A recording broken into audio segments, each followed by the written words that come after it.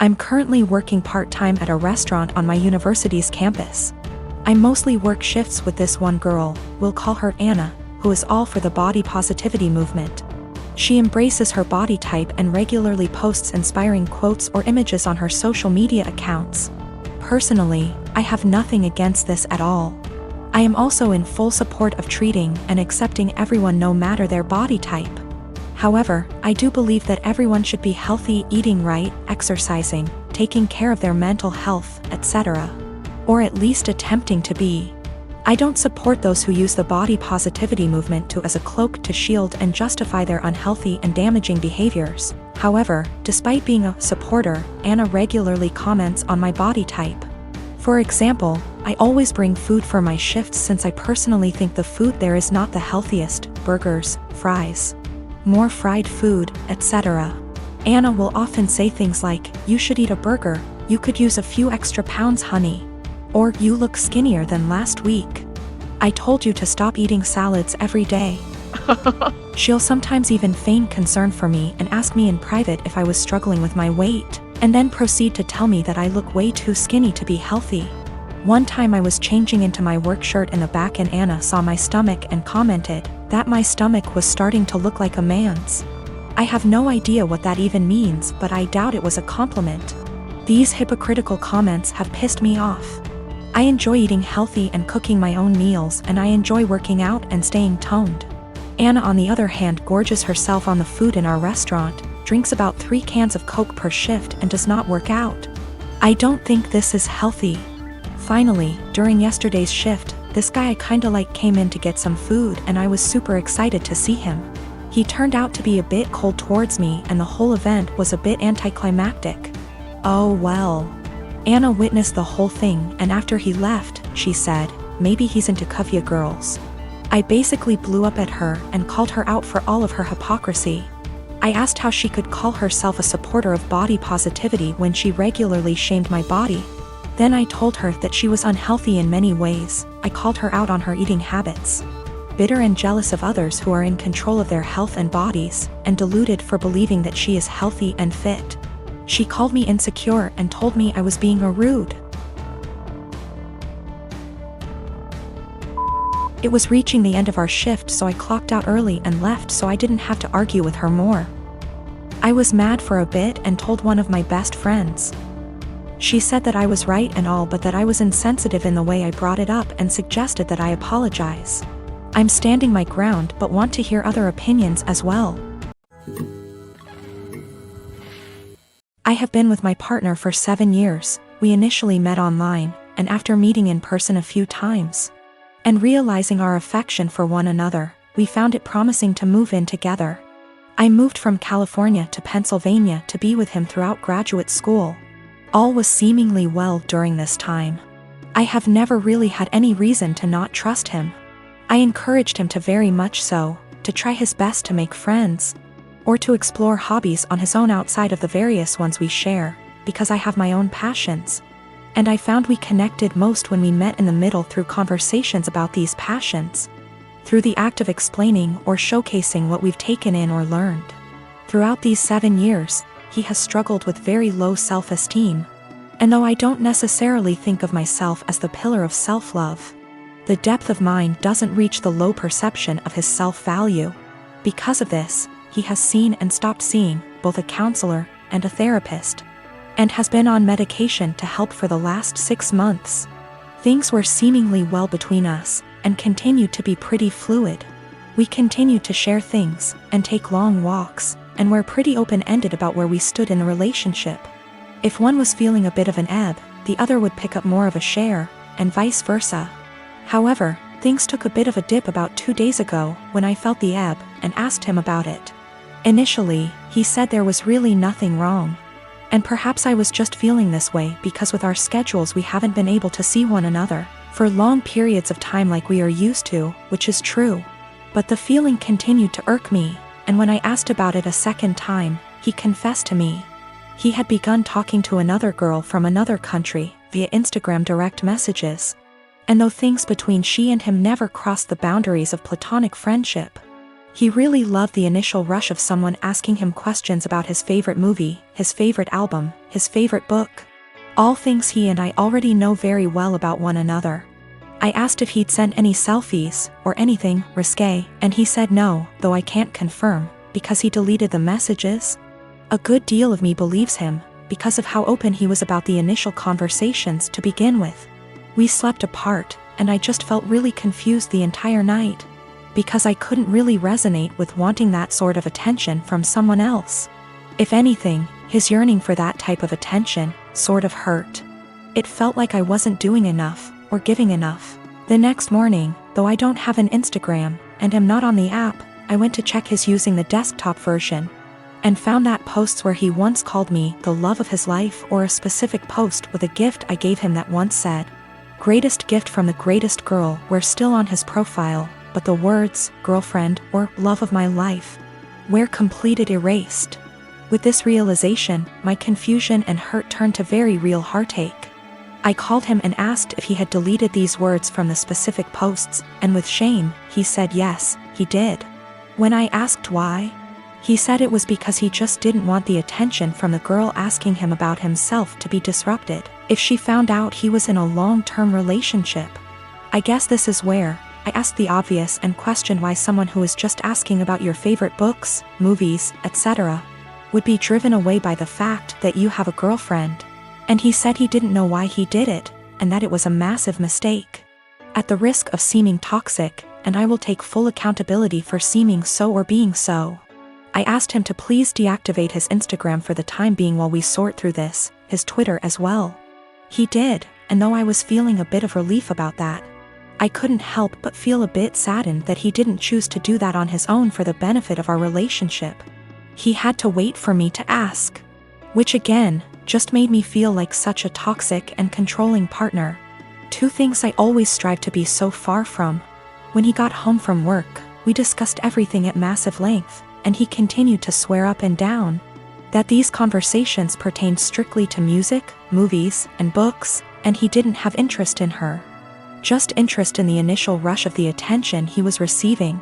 We read a few articles, and he broke things down to me as his self-esteem has never been lower. Despite his career as a doctor being at a high, and his finances in order, he felt things with his music weren't taking off. And with that came a feeling that he wasn't special, and it was nice for someone to make him feel that way. I felt shame and asked him if I wasn't doing enough or giving enough to him to make him feel that way. He said, I defiantly was. But my love, and attention and affection, became a pillar he could rely on, and got used to, so with new attention came a rush. And he liked that. I asked him if he wanted to be single, and find that rush in dating new people. And he kept insisting that that's so far from what he wants. He wants to remain a couple, and do all he can to work on these things together. Though I can't help but correlate that feeling he enjoys with the feeling of a first date. Which hurts, of course. I told him I didn't really see how we could move past this because there was nothing much for me to make an attempt to work on moving forward. This seems to be a self-stemming problem that I emphasize with, but just don't want to be on the receiving end of the counter effects.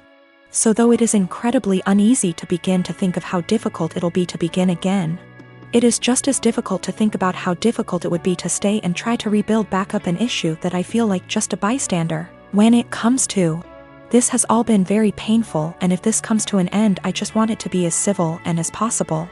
He deserves to love himself, but not at the expense of the love we have between us. I deserve love that is stable and comforting, and not laced with newfound paranoia. Despite this all, my heart is still very much in this, of course, and he has been very vocal about how it was just one mistake. Nothing happened, we can work through this, etc. And I secretly keep hoping he will make a step, any step really, to showcase these words and implement action, seek a new therapist. Find the two of us a relationship counselor, buy a book on self-help or on how couple conquer affairs, anything at all. Without me having to be the one to ask him. I just want him to have that yearning that he continues to say he has, but instead of saying it, I was him to show me. That makes me irrational or just plain dumb. I believe to be in a state where I can handle either answer, or something completely different just the same. Do all think I'm blowing something completely out of proportion? given how this was an exchange of conversation between him and another girl for just a few days. And his erasure of me on his profile was only for about 2 days? This has been a first in this relationship, this has been a first in my life truthfully. I just felt completely vulnerable and isolated. I am a 45 years old woman, my husband and I have a 15-aunt daughter Kate and a 9-year-old son Sam. My husband has a brother and a 40-year-old sister, Eva. Eva and her husband James have a daughter, Allegra, she is also 15 years old. Kate and Allegra have always been compared in the family. From the time they were born, it seemed to be a competition of who would walk first, talk first, do more, achieve more. And Allegra was always first. I won't go too much into detail about Allegra because that's not really the point, but I will say she's a beautiful, intelligent, truly one-of-a-kind girl, and her parents have done a great job raising her. My in-laws fell in love with her and think she hung the moon. This bothered me and made me sad for Kate, but I let it go for the most part. There's no doubt in my mind that they love all the kids equally, but out of the 2 girls you can tell who they admire more. Every summer, the whole family visits a holiday home that Eva shares with my in-laws. Over the summer, Kate met a boy, Luke, who was also holidaying in the area. They started dating. This was Kate's first experience with boys. Allegra had friends who were nearby, so for our first few weeks we didn't see her much. About 3/4 of the way through the holiday, Kate invited the boy she'd been seeing to dinner. Allegra was told to come and afterwards she would be going to a party. At the dinner, it was clear that Luke was very attracted to Allegra. After dinner, Luke decided he would go to the party Allegra was going to as he had also been invited. They both asked Kate to go, but she wasn't allowed and was very upset. My husband and I felt it was not a safe or appropriate environment at her age. Eva informed us, because she knows we do not allow Kate into these environments, that it was an adult party, where there would be drinking and possibly other things going on. Allegra has grown up in a place where these kind of things are much more normal. And Eva and her husband made the choice to let Allegra live those experiences. From what I know and have seen, she handles it exceptionally and it has not caused any issues. However, it is not the way we have chosen to parent Kate, and so we didn't allow her to go. The next morning, Allegra came downstairs and asked to talk to me and Eva. She said at the party Luke was flirting with her and showed her some messages he'd sent her. We decided we would all talk to Kate. Kate spent the next 2 days miserable. When she finally came out of her room, Kate was caustic and everyone was getting a bit fed up with her attitude.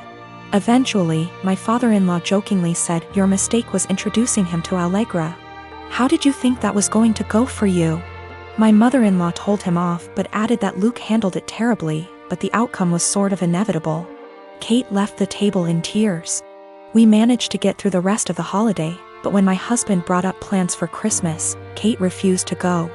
She said she couldn't bear being ridiculed by her own family and constantly compared to Allegra. After seeing how much this was affecting her, I spoke to my husband and said we shouldn't go. He argued that it would be wrong to let Kate take away time with family just because of a boy. I reminded him that this has been happening since they were born, but he said that we can't shield Kate from every special person in the world. He said he would talk to his parents about their comments, but that we should not set a precedent of letting Kate run away from reality. So my fiancé, female, 24 years old, and I, male, 27 years old, got engaged in May and are currently planning for our wedding in August. It's worth mentioning that I'm the sole earner because my fiancé is still in university. I've saved up decent amount of money to afford the wedding. Thing is, her parents get involved in everything, from picking the engagement ring on my behalf, to giving opinions on where we should rent, and now my FMIL is constantly giving opinions on our wedding. FMIL would follow up on everything we do and make negative comments on things like the best man, the guest list, and food. She told my fiancé she didn't like who I picked to be my best man and wanted me replace him after a big argument, but I said no, though my fiancé said we should have just done it. Mother-in-law also wanted me to uninvite people I wanted at the wedding so she could add more guests on her side of family. I said no to that also. Now the current or biggest conflict between us. Mother-in-law called saying she didn't like the venue we picked, which is in our hometown. She wanted me to reconsider, but I said no since my fiancé liked it too. But my fiancé came to me yesterday to show me a venue her mom picked and already paid for, saying, since she paid for it, then I should say yes, this time. I was in shock and angry because not only did she not consult us, but the venue she picked is 3 towns away where my brother-in-law lives. I immediately thought about my disabled parents who cannot travel this distance for health reasons. Besides that, most of my family won't attend because of distance. I said absolutely not, agreeing on this venue. My fiancé said she disagreed with me and I had no right to complain because her mom and dad paid a lot of money for this venue as wedding gift and we should accept it. I calmly explained why I refused and she kept saying I'm refusing on purpose because I hate her mom and am playing cat and mouse with her. I bluntly said her mom is indeed making this a game and told my fiancé she's either with me or against on this issue. She either backs me up or there won't be any more wedding planning. She got upset and started crying, asking what she's going to tell her mom and why I was making her choose between me and her parents, but I just feel like she's refusing to see why I don't want this specific venue. So what if her brother lives there? I have never been to that town, so having the wedding just cause her mom paid for the venue is not okay. We haven't talked ever since that argument. My friend called me ungrateful fool for turning away a free wedding venue over distance, but I can't help but feel FMIL did it purposely.